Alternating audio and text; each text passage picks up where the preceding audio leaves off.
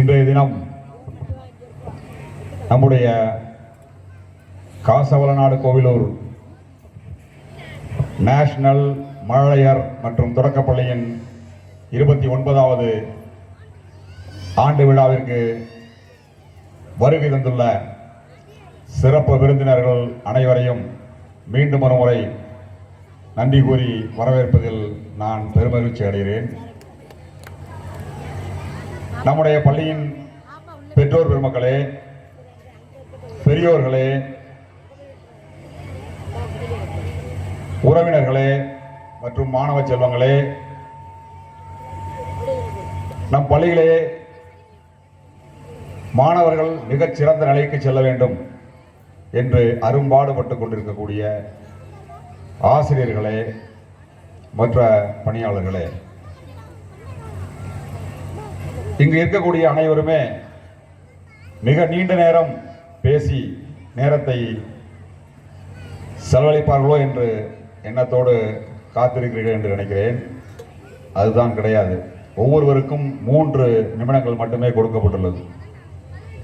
ஆகவே நம்முடைய மாணவர்களுடைய அந்த நிகழ்ச்சியை நாம் அனைவரும் கண்டுகளித்து மிக விரைவாக பத்திரமாக நாம் அனைவரும் வீடு திரும்ப வேண்டும் என்ற நோக்கத்திலே ஒவ்வொருவரும் 3 மணித்துளிகளுக்கு மேல் பேச வாய்ப்பு அளிக்கவில்லை.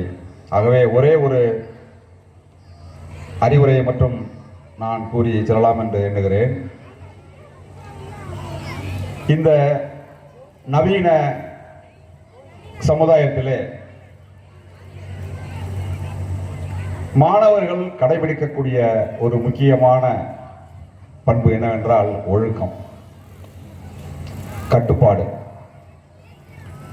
இவைகள் இரண்டும் மிக மிக ஒரு மாணவனுக்கு முக்கியமானவை. இன்றைய தினம் நாம்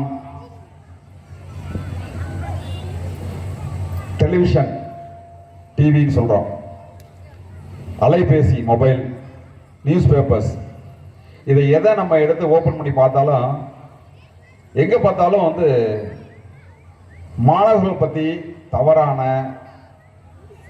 அவர்கள் சென்று வெளியில் வர முடியாத அளவுக்கு சில சிக்கலில் மாட்டிக்கொள்வது, அவர்களை பற்றி அவதூறு செய்திகள் வெளிவருவது, இவைகளை பற்றிய செய்திகள் தான் அதிகமாக தெரிகிறது. இவர்களெல்லாம் காரணம் என்ன அப்படின்னு நம்ம ஆராய்ச்சி பண்ணி பார்க்கும்போது, அவர்கள் வீட்டிலே வளர்ந்து வரக்கூடிய முறை, அவர்களுக்கு நாம் எப்படியெல்லாம் சொல்லிக் கொடுக்க வேண்டும். முன்னாடியெல்லாம் பார்த்தீங்கன்னா குடும்பம்லாம் கூட்டு குடும்பமா இருக்கும். சித்தப்பா, சின்ன சித்தப்பா, பெரிய எல்லாமே ஒரே வீட்டில் வாழ்ந்த காலங்கள். அப்ப எல்லாம் அறிவுரைகள் ஆளுக்கால அவங்களோட குழந்தைங்க, அவங்க குழந்தைகளை பார்க்க மாட்டாங்க. எல்லா குழந்தைகளும் அந்த வீட்டுக்குள்ள வரும்போது எல்லாரையும் உட்கார வச்சு பெரியவங்க அவ்வளோ நன்னறி கதைகள், நீதி தவறாமல் எப்படி இருக்கணும், இவை பற்றியெல்லாம் அதிகமாக சொல்லிக் கொடுப்பாங்க. இப்போ பார்த்தீங்கன்னா எல்லாமே ஒவ்வொரு வீட்டில் பார்த்தீங்கன்னா 2 பேர் தான் இருக்காங்க. அவங்க தான் பெரியவங்க, அதுக்கப்புறம் பார்த்தீங்கன்னா குழந்தைகள் தான். அந்த சூழ்நிலை உருவாயிடுச்சு. அதனால பெற்றோர்கள் மிக கவனமாக இருக்க வேண்டும். நம் பள்ளியின் பெற்றோர்களை நான் சொல்வது என்னவென்றால், குழந்தைகளுக்கு நீங்கள் எப்படியெல்லாம் உருவாக்கணும் அப்படின்னு மிகுந்த பல சிந்தனையோடு, உயரிய சிந்தனையோடு நீங்கள் இருக்கீங்க, பாராட்டக்கூடிய விஷயம்தான். ஆனால் அவர்களை எப்படி நம்ம வளர்த்து வரணும், அவருக்கு எதை சொல்லிக் கொடுக்கணும், எது தேவை என்பதை சிந்தித்து அவர்களை நாம் வளர்த்து செல்ல வேண்டும். இப்போ எல்லாருமே பார்த்தீங்கன்னா குழந்தைங்க ரொம்ப செல்லம் கொடுக்குறீங்க. ஏதாவது சொல்லிட்டா உடனே என்ன சொல்லிட்டாங்களா, அதுக்கு முன்னாடி ஆசிரியர்களை கண்டு மாணவர்கள் பயந்தாங்க. இப்போ மாணவர்களை கண்டு ஆசிரியர்கள் பயந்துட்டு போறாங்க. இது வேடிக்கைக்கான சொல்லலை, சமுதாயம் சீர்கேட்டை நோக்கி போய் கொண்டிருக்கிறது என்பதை நான் இங்கே பதிவு செய்ய விரும்புகிறேன். அந்த காலத்திலே குற்றங்கள் குறைந்திருந்தன, இப்பொழுது குற்றங்கள் அதிகமாகி கொண்டிருக்கின்றன. காரணம் என்ன? மாணவர்களை பார்த்து ஆசிரியர் பயப்படுற காரணம் தான். ஆசிரியருக்கு எந்த லாஸும் கிடையாது. அது ஒரு பந்தாவா நினைச்சுக்கிட்டு சில பேர் போயிட்டு இருக்காங்க சமுதாயத்தில். அது மிகவும் நம்மளை நாமே சீரழித்துக் கொண்டிருக்கிறோம் என்று நான் சொல்லுகிறேன். அந்த நிலை மாற வேண்டும். ஆசிரியர்கிட்ட ஒரு மாணவனை ஒப்படைச்சு அப்ப எல்லாம் பார்த்தீங்கன்னா, கண்ணை மட்டும் வச்சிருங்க சார், மற்ற எல்லாத்தையும் உரிச்சிருங்க சார்பாங்க பெற்றோர்கள் கொண்டாந்து விடும்போதே ஸ்கூல்ல. இப்ப குச்சியை லேசாக எடுத்துட்டோம்னாலே எப்படி குச்சியை என் பையனுக்கு எடுத்தீங்கன்னு கேட்குறாங்க பெற்றோர்கள். அதுதான் அவன் கெட்டு போகிறதுக்கு காரணம். எப்பொழுதுமே பிள்ளைங்க சொல்றதே நம்புறீங்க, பிள்ளைங்க என்ன சொன்னாலும் உடனே நம்புறீங்க. இது ஒரு பெரிய தவறு. என்ன அங்க நடந்தது, என்ன தவறு, என்ன சரின்னு நீங்க கேட்கணும் அவனை. அடுத்தது வந்து என்ன நடந்த இடத்துல வந்து கேட்கணும். இதெல்லாம் யாருமே செய்யறதே இல்லை. அவன் பின்னாடியே போயிட்டு இருக்கீங்க. குழந்தைங்க வந்து செல்போன், இப்பயே செல்போன், சின்ன குழந்தை ஒரு பேபி, அது செல்போன் ஒரு அம்மா வச்சுக்கிட்டு ஒரு கையில செல்போன் வச்சிருக்கு, ஒரு கையில சாப்பாடு பாத்திரம் வச்சிருக்கு. சாப்பாட்டை பார்த்துட்டு செல்போனை கொடுத்துருங்களுக்கு வாயில குழந்தைக்கு. அந்த காலத்துல எல்லாமே வாழ்ந்துட்டு இருக்கீங்க. அது மிக மிக தவறு. செல்போனை வந்து குழந்தைங்கள்ட்ட கொடுக்கவே கொடுக்கக்கூடாது. ஓரளவு வளர்ந்த பிறகு பார்த்தீங்கன்னா எனக்கு வண்டி வாங்கி கொடுக்கணும்னு கேட்குறான் பையன், இல்லைன்னா உங்களை மிரட்டுறான். கொடுக்குவான், போயிடுவீங்களா, நான் பார்த்துக்கிறேன். உடனே பயந்துட்டு போய் எங்கேயாவது வந்து இருக்கோ கடன் ஏதோ வாங்கி கொடுத்துட்றீங்க. அவள் ஓட்ட தெரியாமல் போய் எங்கேயோ இடத்துல விழுந்து ஏஞ்சி வரான். இப்போ எப்படி போகுது பாருங்க. கட்டுப்பாடாங்க இல்லை. அதனால தான் 2 பாயிண்ட் தான், ஒழுக்கம், கட்டுப்பாடு. இவைகள் இரண்டுமே நன்றாக போதிக்கப்பட்டால் அந்த குழந்தையானது எதிர்காலத்திலே மிகச் சிறந்த நிலையில் வளர்ந்து மிக சமுதாயத்திலே மிக மிக நல்ல குடிமகனாக உயர்ந்து அனைவரும் போற்றத்தக்க குழந்தையாக அந்த குழந்தை இருக்கும் என்பதை சொல்லிக்கொண்டு வாய்ப்பளித்த நன்றி கூறி விடைபெறுகிறேன். வணக்கம். எத்தனை முறை கேட்டாலும் சலிக்காத சிறந்த கருத்து குவியல்களை எங்களுக்காக வழங்கிய எம் பள்ளி தாளாளர் அவர்களுக்கு நன்றியை தெரிவித்துக் கொள்கிறோம். தமிழுக்கும் திருக்குறளுக்கும் தன் வாழ்வை அர்ப்பணித்த திருக்குறள் கு. மாரிமுத்து ஐயா அவர்களை ஓரிரு வார்த்தைகள் பேச அன்புடன் அழைக்கின்றோம்.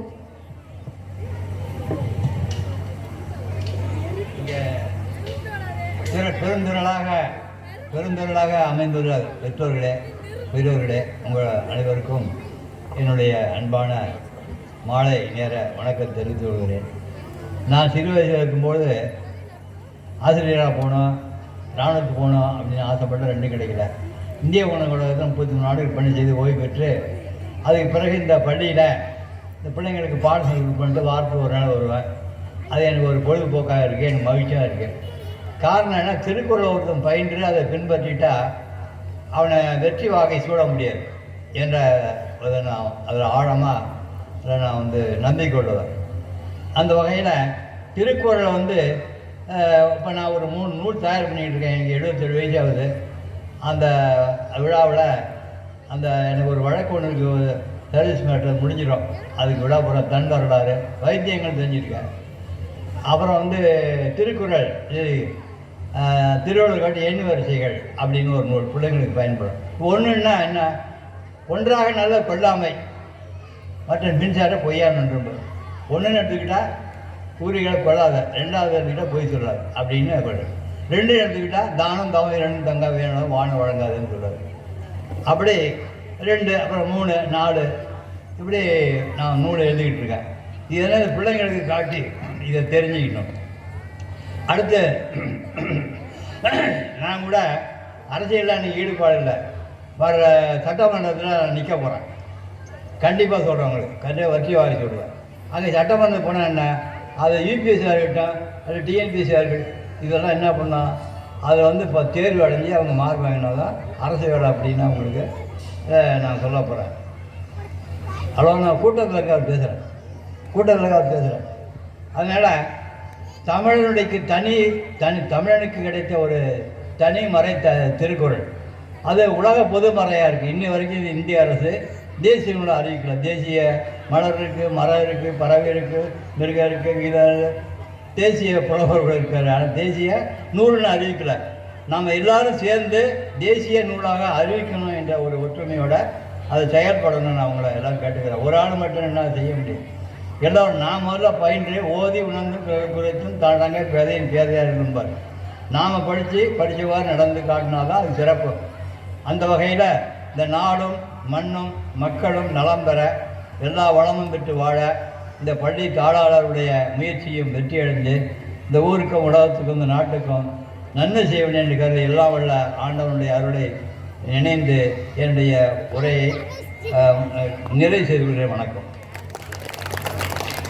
அரிய பல கருத்துக்களை வழங்கிய திரு கு. மாரிமுத்து ஐயா அவர்களுக்கு பள்ளியின் சார்பாக நன்றியை தெரிவித்துக் கொள்கிறோம். கடவுளுக்கு தருகின்ற காணிக்கையை விட ஒரு ஏழைக்கு தரும் கல்வி மேலானது என்ற உயர்ந்த குறிக்கோளை கொண்ட நம் சிறப்பு விருந்தினர் திரு G Vinothkumar MSc BEd MPhil அவர்களை உரையாற்ற அன்புடன் அழைக்கின்றோம்.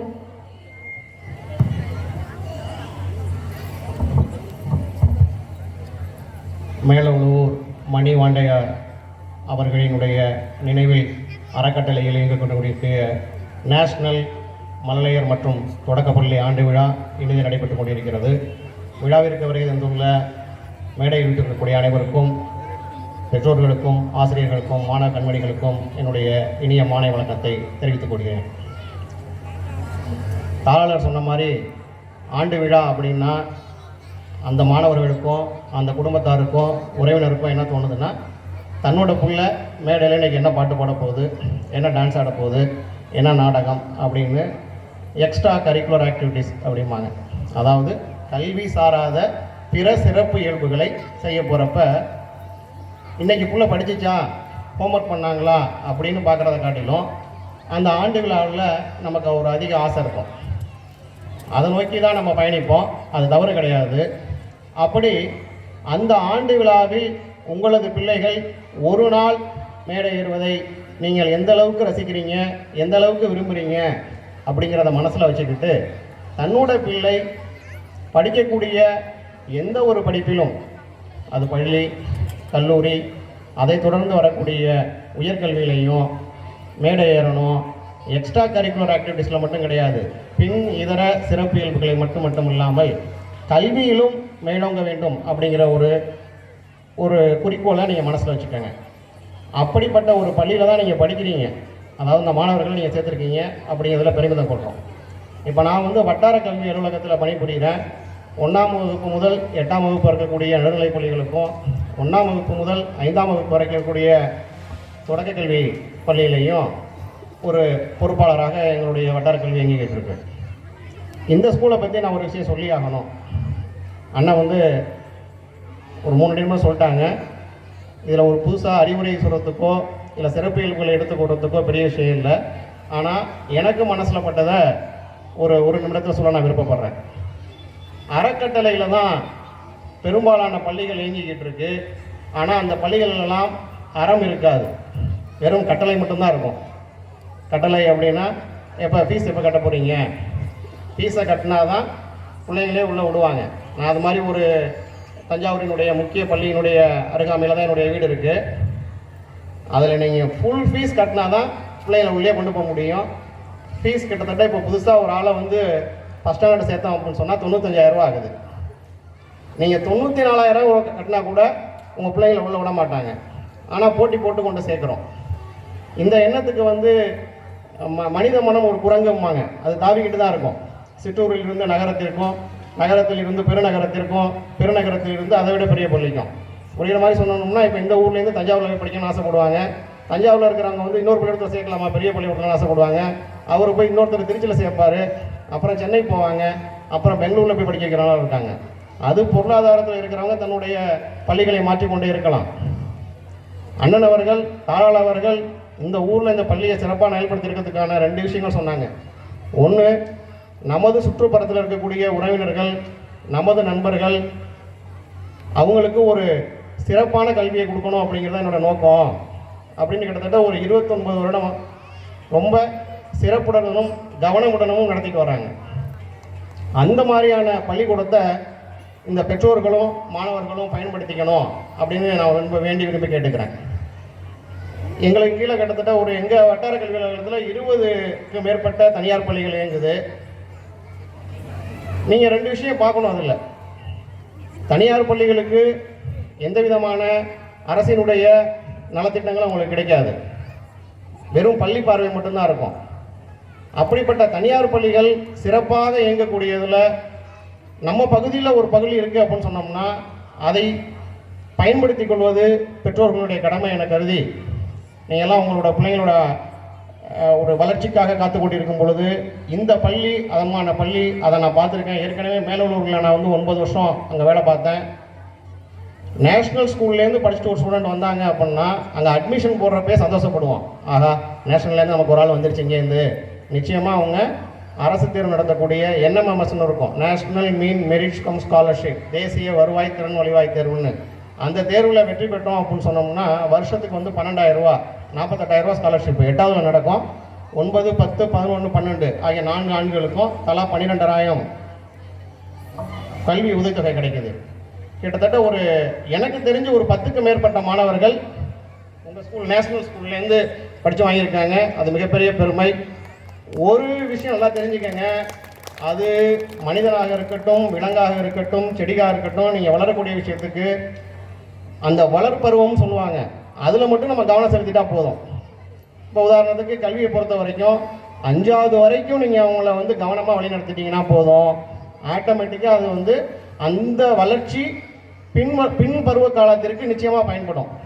அதனால தான் எல்லாருமே சொல்லுவாங்க, சில பேர் என்ன சொல்லுவாங்க, 1 to 5th போய் நீ கவர்மெண்ட் ஸ்கூலில் சேர்த்துரு, அப்புறம் 6th போய் வந்து நீ ப்ரைவேட் ஸ்கூலில் சேர்க்கலாம் அப்படிமா ஐடியா சொல்லுவாங்க. இல்லை 1 to 5th வந்து ப்ரைவேட் ஸ்கூலில் சேரு, அப்புறம் 6th பார்த்துக்கலாம் அப்படிம்பாங்க. ஏன்னா நம்ம ஓரளவுக்கு பொருளாதாரத்தில் ஒரு உயர்வான ஆட்கள் கிடையாது, ஒரு நடுநிலையிலையும் முன்னேறி கொண்டு இருக்கக்கூடிய பொருளாதாரத்தை நோக்கக்கூடிய பெற்றோர் தான் நாம். என்னோட மனசில் பட்டது என்ன அப்படின்னு சொன்னோம்னா, நீங்கள் 1 முதல் 5ஆம் வகுப்பு வரை உங்களுக்கு திருப்திகரமாக இருக்கக்கூடிய பள்ளியில் சேருங்க. இப்போ நான் ஒரு அரசு இதில் இருக்கிறதுனால சில விஷயங்களை நேரடியாக சொல்ல முடியாது. ஒரு பள்ளி இயங்குது அப்படின்னு சொன்னோம்னா, நல்லா சொல்லிக் கொடுக்கக்கூடிய ஆசிரியர், நல்லா கவனிக்கக்கூடிய தலைமை ஆசிரியர் அவங்க இருந்தாங்கன்னா அந்த பள்ளி நல்லா இயங்கிக்கிட்டு இருக்கும். அரசு பள்ளிகளை பொறுத்தவரை அவர்களுக்கு நிலையான இடம் கிடையாது. அதாவது அடுத்த ப்ரொமோஷனில் போயிடுவாங்க, இல்லை ட்ரான்ஸ்ஃபரில் போயிடுவாங்க. நீங்களே இதை ஃபீல் பண்ண முடியும், அந்த சார் இருக்கிற வரைக்கும் அருமையாக இருந்துச்சு, இப்போ போயிடுச்சு, என்ன பண்ணுறதுன்னு தெரியல அப்படின்ட்டு. அப்போ அருகில் இருக்கக்கூடிய தனியார் பள்ளிகள் எடுத்துக்கிட்டீங்க அப்படின்னு சொன்னோம்னா, அந்த நிறுவனர் தாளாளர் அந்த பள்ளியை வந்து சிறப்பாக வழி நடத்துவாங்க. அப்படி சிறப்பாக நடத்தக்கூடிய இந்த பள்ளியில் நீங்கள் உங்கள் பிள்ளையை சேர்த்ததுலேயே உங்களுடைய முதல் வெற்றி. இந்த பள்ளி சிறப்பாக இயங்குறதுக்கு பெற்றோர்களுக்கும் தாளாளருக்குமான உறவு சுமூகமாக இருக்கும் பொழுது அந்த பள்ளியினுடைய வளர்ச்சி இன்னும் அடுத்த கட்ட நிலைமைக்கு போகும். அந்த சுமூகமான உறவு நேர்மையான வழியிலையும் அறவழியிலையும் பொருளாதாரத்தில் இடையூறு இல்லாத வகையில் இருக்கும் பொழுது மாணவர்களுக்கு எளிமையான கல்வி, சிறப்பான கல்வி கிடைச்சிக்கிட்டு இருக்கும். ஆகவே இந்த பள்ளியானது நன்றாக இயங்கிக் கொண்டிருந்தாலும் இன்னும் மேன்மேலும் தஞ்சை மாவட்ட அளவில் சிறப்பிடம் பெறக்கூடிய பள்ளியாக மாற்றுவது தாளாளர் அவர்களினுடைய ஆக சிறந்த சிந்தனைகள் ஒன்றாக இருக்கிறது. அதற்கு பெற்றோர்களாகிய நீங்களும் மாணவர்களும் பணிபுரியக்கூடிய ஆசிரியர்களும் ஒத்துழைப்பு நல்கி ஒரு சிறப்பான பள்ளியாக மாற்றுவோம் என்று உறுதி எடுத்துக்கொண்டு விடைபெறுகிறேன். நன்றி, வணக்கம். எம் பள்ளியின் சிறப்பையும் எம் பள்ளியில் பயின்ற மாணவர்களின் சிறப்பையும் அழகாக எடுத்து கூறிய ஐயா அவர்களுக்கு நன்றியை தெரிவித்துக் கொள்கிறோம். மணிவாண்டையார் கல்வி அறக்கட்டளையின் செயலாளர் திரு KS ஜீவானந்த் பிகாம் அவர்களை உரையாற்ற அன்புடன் அழைக்கின்றோம்.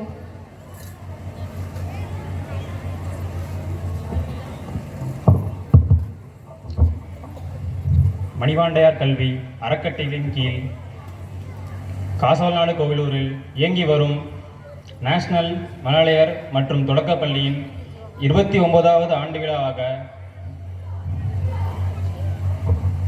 வந்திருக்கும் சிறப்பு விருந்தினர்களுக்கு வருக வருக என வரவேற்கிறோம்.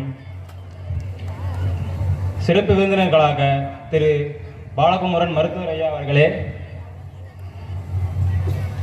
பூதலூர் ஒன்றியத்தில் BEO அலுவலகத்தில் பணிபுரிந்து கொண்டிருக்கக்கூடிய வினோத்குமார் ஐயா அவர்களே, இப்பள்ளியில் இருபால் பெற்றோர் பெருமக்களே, இப்பள்ளியில் பணிபுரிந்து கொண்டிருக்கக்கூடிய ஆசிரியர் பெருமக்களே, மற்ற பணியாளர்களே, மாணவ செல்வங்களே, உங்கள் அனைவருக்கும் என் நன்றி கலந்த முதற்கண் வணக்கத்தினை தெரிவித்துக் கொள்கிறேன். நேரம் கருதி சிறு அறிவுரை கூறி விடைபெறலாம் என்று எண்ணுகிறேன். மாணவர்களே, மாதா, பிதா, குரு, தெய்வம். மாதா என்றால் அம்மா, பிதா என்றால் அப்பா, குரு என்றால் ஆசிரியர். இவர்கள் மூவரும் தான் நமக்கு தெய்வம். இவர்களுடைய சொற்களை நாம் கேட்டு வாழ்வில் நல்லபடியாக நடந்து கொண்டால் மிக உயர்ந்த அளவில் வெற்றி பெறுவோம் என்று கூறி விடைபெறுகிறேன். நன்றி, வணக்கம். சிறந்த கருத்துக்களை கூறிய மிஸ்டர் KS ஜீவானந்த் அவர்களுக்கு நன்றியை தெரிவித்துக் கொள்கிறோம். ஓய்வில்லாமல் உழைப்பதால் தான் எல்லா இடத்திலும் உயரத்தில் உள்ளது கடிகாரம். அப்படி உழைத்து உயர்ந்த மாமனிதர், ஆம், கல்லில் உள்ள கடவுளை விட கண்முன்னே இருந்த கடவுள்தான் நமக்கு உதவுவதற்காக உலா வந்த இன்றைய விழா நாயகன் திரு பாலகுமரன் ஐயா அவர்களை உரையாற்ற அன்புடன் அழைக்கின்றோம்.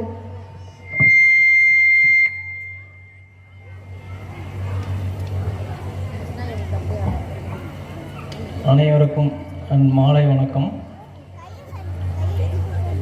நான் வந்து ஃபிசியோதெரப்பியில் மாஸ்டர் டிகிரி படிச்சுட்டு ஒரு 15 வருஷமாக தஞ்சாவூரில் 4 இடத்துல கிளினிக் வச்சுருக்கேன். நம்ம கதிரவன் சார் வந்து எனக்கு ஒரு 15 வருஷமாக பழக்கம். ரொம்ப ஒரு நேர்மையான மனிதர். அவங்க மனைவி சுகுமாரி, அவங்களும் ஒரு யதார்த்தவாதி. இந்த மாதிரி ஒரு ஸ்கூல் நடத்திக்கிட்டு இருக்காங்கன்னு கேள்விப்பட்டிருக்கேன். ஆனால் இது வரைக்கும் இன்றைக்கி தான் வந்து பார்க்குறேன். ரொம்ப இயற்கை சூழலில் அழகாக இருக்குது. ரொம்ப அற்புதமாக நடத்திக்கிட்டு இருக்காங்க. தஞ்சாவூரில் நிறைய பெரிய ஸ்கூல் இருக்குது. இது வரைக்கும் ஒரு 15 ஸ்கூலுக்கு மேலே நான் வந்து ஆண்டு விழா ஃபங்க்ஷனுக்கு போயிருக்கேன் சீஃப் கெஸ்ட்டாக. லாஸ்ட் இயர் கூட வந்து கிங்ஸ் காலேஜுக்கு போயிருந்தேன். ஃபஸ்ட் இயர் ஸ்டூடெண்ட்ஸுக்கு இனாக்ரேஷனுக்காக போயிருந்தேன். அப்போது ஒரு 1 hour வந்து ஃபிட்னஸை பற்றி கிளாஸ் எடுக்க சொல்லியிருந்தாங்க. அந்த டைரக்டர் சார் வந்து பூண்டி காலேஜ் பிரின்ஸிபலாக வந்து ரிட்டையர்ட் ஆன ஆர்ஆர் சாருக்கு வந்து கழுத்து வலி சரி பண்ணியிருந்தேன். அதனால் வர சொல்லியிருந்தார். அங்கே போய் ஒரு அவேர்னஸ் ப்ரோக்ராம் கொடுத்துருந்தேன். பொதுவாக எல்லாருமே பார்த்திங்கன்னா பல லட்ச ரூபா செலவு பண்ணி தஞ்சாவூரில் பெரிய 3 ஸ்கூல் இருக்குது, அங்கே தான் சேர்க்குறாங்க. என்ன ரீசன் சொல்கிறாங்க அப்படின்னா ஐஐடி நீட்டுங்கிறது வந்து இப்போ சமீப காலமாக வந்த ஒரு என்ட்ரன்ஸ் எக்ஸாம் தான். அது அந்த 5 லட்ச ரூபா வரைக்கும் இப்போ ஒரு ஸ்கூலில் இருந்து +1 +2க்காக செலவு பண்ணுறாங்க. அந்த 5 லட்ச ரூபா கட்டி அந்த 3 ஸ்கூல்லையும் போய் பார்த்தீங்கன்னா டிசிப்ளின் இருக்கானா? டிசிப்ளின் கிடையாது. நம்ம 2 விஷயந்தான் பிள்ளைங்களை ஸ்கூலில் சேர்க்கணும்னா பார்க்கணும். ஒன்று வந்து டிசிப்ளின், ஒழுக்கம் இருக்கா அப்படிங்கிறத பார்க்கணும். அடுத்தது பார்த்தீங்கன்னா சேஃப்டி, பாதுகாப்பு இருக்கா நம்ம பிள்ளைங்களுக்குன்னு பார்க்கணும். 2 ஸ்கூல் வேன் வந்து நான் ஒரு 3 வருஷமாக கம்ப்ளைண்ட் பண்ணி கலெக்டர் ஆஃபீஸ் வரைக்கும் போய் கம்ப்ளைண்ட் எழுதி கொடுத்துட்டு வந்திருக்கேன். ஆனால் ஸ்கூல் வேன் ஓட்டுறவங்க செல்ஃபோன் பேசிக்கிட்டே தான் வேன் ஓட்டிகிட்டு இருக்காங்க. அதுக்கப்புறம் 2 டிரைவரை வந்து வேலையை விட்டு டிஸ்மிஸ் பண்ணிட்டாங்க. ஏன்னா வந்து ஸ்கூல் பிள்ளைங்க இருக்காங்க, அவர் பாட்டுக்கு ஃபேன் ஓட்டின சீனிவாசபுரத்துலேயே பார்த்துட்டு கம்ப்ளைண்ட் பண்ணியிருக்கேன். இதெல்லாம் எதுக்காக சொல்கிறேன்னா, ஒரு அழகான இயற்கை சூழலில் இந்த கிராமத்தில் அழகான ஸ்கூல் நடத்திக்கிட்டு இருக்காங்க. இந்த ஸ்கூலில் இவ்வளோ ஸ்ட்ரென்த்து கம்மியாக இருக்குங்கிறது வந்து ரொம்ப ஆச்சரியமாக இருக்குது. இந்தமாரிலாம் எங்களுக்கு அமையலை. நான் படித்த ஸ்கூல் வந்து தஞ்சாவூரில் Kalyana Sundaram higher secondary school. எங்கள் பேட்சில் பார்த்தீங்கன்னா ஒரு 17 பேர் மெடிசின் போனாங்க. அன்றைக்கி தஞ்சாவூரில் எல்லாமே ஃபெமிலியரான டாக்டர்ஸ் தான். நானும் இன்னொரு பையனை மட்டும் பிடிஎஸும் ஃபிசியோதெரப்பியும் சூஸ் பண்ணோம். நான் ஃபிசியோதெரப்பி 4.5 years கோர்ஸ் முடிச்சுட்டு அதுக்கப்புறம் பிஜி பண்ணேன் சேலம் விநாயகா மிஷனில். அதுக்கப்புறம் கோயம்புத்தூர் கங்கா ஹாஸ்பிட்டலில் ஒரு 2 years ஒர்க் பண்ணேன். அப்புறம் வந்து சென்னையில் வடபழனி விஜய் ஹாஸ்பிட்டல் ஐசியூ இன்சார்ஜாக ஒரு 2 வருஷம் ஒர்க் பண்ணேன். அப்புறம் தஞ்சாவூரில் விவசாயம் பண்ணணும், எனக்கு விவசாயம் இருக்குது, கிராமத்தில் வந்து நிலங்கள் இருக்குது, திருவையாறு பக்கத்தில் புனவாசலில். எனக்கு சின்ன பிள்ளைங்க விவசாயத்தில் ஆர்வம் இருக்குது. அதனால் ஒரு 15 ஏக்கர் விவசாயமும் பண்ணிக்கிட்டு இந்த கிளினிக்கும் 3 கிளினிக் ரன் பண்ணிக்கிட்டு இருக்கேன். என்கிட்ட ஒரு 15 பேர் ஃபிசியோதெரப்பி டாக்டர்ஸ் ஒர்க் பண்ணிகிட்டு இருக்காங்க. கதிரவன் சார் வந்து ஒரு டிசிப்ளினை பற்றி நல்லா சொன்னார். செல்ஃபோனே வந்து அந்த ஸ்கூலில் படிக்கிற பிள்ளைங்களுக்கு வந்து கொடுக்கறதே இல்லை. செல்ஃபோனை வந்து ஃபுல்லாக அவாய்ட் பண்ண பெரிய அதிசயமான விஷயமோ ரொம்ப ஆச்சரியமான விஷயம். இன்றைக்கி இந்த கொரோனா டயத்தில் ஆன்லைன் கிளாஸுக்காக செல்ஃபோனை கொடுத்து இப்போ கொரோனாவே முடிஞ்சிடுச்சு, கோவிடே இல்லை. இருந்தாலும் இன்னமும் பார்த்தீங்கன்னா ஹோம்ஒர்க்லாம் வந்து இந்த பெரிய ஸ்கூல்லலாம் வந்து ஒரு பிரிண்ட் அவுட் கூட எடுத்து கொடுக்க மாட்டேங்கிறாங்க. டெய்லி ஆன்லைனில் தான், மொபைலில் தான் எல்லாமே அனுப்பிச்சிட்டு இருக்காங்க. இப்போ என் பொண்ணே பார்த்தீங்கன்னா 8th ஸ்டாண்டர்ட் படிக்குது. அது கண்ணில் வந்து பவர் வந்துடுச்சு. பவர் இன்க்ரீஸ் ஆகிட்டே போயிட்டு தான் இருக்க ஒழிஞ்சு அது ஸ்டாப் ஆகலை. இப்போ நான் ஸ்கூலில் மாற்ற போகிறேன்னு சொன்னதுக்கப்புறம் பயந்ததில்லை, இந்த வருஷத்தில் நாங்கள் பிரிண்ட் அவுட் கொடுக்குறோம் அப்படிங்கிறாங்க. அதனால் வந்து 2 விஷயத்தை ஃபஸ்ட்டு பாருங்கள். உங்கள் பிள்ளைங்களோட ஹெல்த் கண்டிஷன் நல்லா இருக்கா அப்படின்னு பாருங்கள். இந்த ஸ்கூலில் நல்லா இயற்கை சூழலில் இருக்குது. அதுமாரி சன்லைட் எக்ஸ்போஷர் இங்கே எங்கேயுமே பிள்ளைங்களுக்கு நிறையா பிள்ளைங்க வந்து ஹாஸ்பிட்டலில் இருக்காங்க. என்ன காரணம் பார்த்தீங்கன்னா, ஒன்று சன்லைட் எக்ஸ்போஷர் இல்லை, விட்டமின் D3 கிடைக்கிறது இல்லை. அடுத்தபடியாக பார்த்தீங்கன்னா வெளியிலேயே போகாமல் விளையாடுறதே இல்லை, கேம்ஸ் எதுவுமே கிடையாது. பெரிய ஸ்கூலில் பார்த்தீங்கன்னாலே பார்த்தீங்கன்னா சும்மா விளம்பரத்துக்கு ஃப்ளெக்ஸுக்கு வந்து இன்றைக்கி செஸ் சாம்பியனை பற்றி போட்டுக்கிறாங்க. ஆனால் எந்த ஸ்கூல்லையுமே வந்து எக்ஸ்ட்ரா கரிக்குலர் ஆக்டிவிட்டிஸை என்கரேஜ் பண்ணுறதே கிடையாது. சாரோட பொண்ணே பார்த்தீங்கன்னா வெயிட் லிஃப்டரு, காமன்வெல்த் வரைக்கும் போயிருக்காப்புல. ஆனால் அந்த ஸ்கூலில் அவங்க பெருசாக என்கரேஜ் பண்ணவே இல்லை. ஆனால் ஃப்ளெக்ஸ் வச்சுக்கிறதுக்கு மட்டும்தான் அவங்க வந்து அவங்க ஸ்கூலை வந்து எப்படி ப்ரமோட் பண்ணலாம், அவங்க ஸ்கூலில் இன்னும் அட்மிஷன் எப்படி அதிகப்படுத்தலாம் தான் நினைக்கிறாங்க. அதை பேரண்ட்ஸை நம்ம தான் அதை கரெக்டாக கண்டுபிடிச்சி நம்ம இருக்கிற ஸ்கூல் நல்ல ஸ்கூலாக இருக்கா, இதிலே நம்ம கண்டினியூ பண்ணலாமா அப்படின்னு நம்ம தான் டிசைட் பண்ணணும். ஒவ்வொருத்தரும் ஒவ்வொன்றும் சொல்லுவாங்க, நம்ம வந்து அதை கரெக்டாக டிசைட் பண்ணி சரி இந்த ஸ்கூலில் நல்ல டிசிப்ளினாக இருக்கா, நம்ம பிள்ளைங்க சேஃப்டியாக படிக்கிறாங்களா, நல்லா இங்கே இப்போ சிலம்பம்லாம் சொல்லி கொடுக்குறாங்க, கராத்தே சொல்லி கொடுக்குறாங்க அப்படிங்கிறப்ப எல்லாமே இந்த ஊரில் எல்லாம் கிடைக்குதுங்கிறப்ப இங்கேயே உங்கள் பேசிக் நல்லா கிடைக்குதுங்கன்னா இங்கே இந்த ஸ்கூல்லே கண்டினியூ பண்ணலாம். பண்ணி நல்ல ஹையர் எஜுகேஷன் போகிறதுக்கு இங்கேயே எஜுகேஷன் வந்து ப்ரொமோட் பண்ணுறாங்க.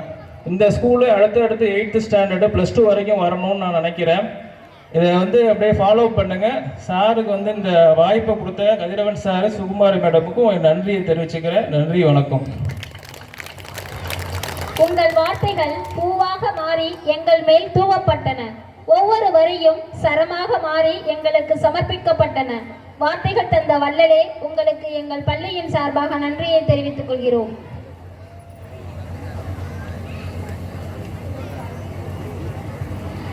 அடுத்ததாக என் பள்ளியின் 29வது விளையாட்டு விழாவில் வெற்றி பெற்ற மாணவர்களுக்கு தற்போது பரிசு வழங்கப்படும்.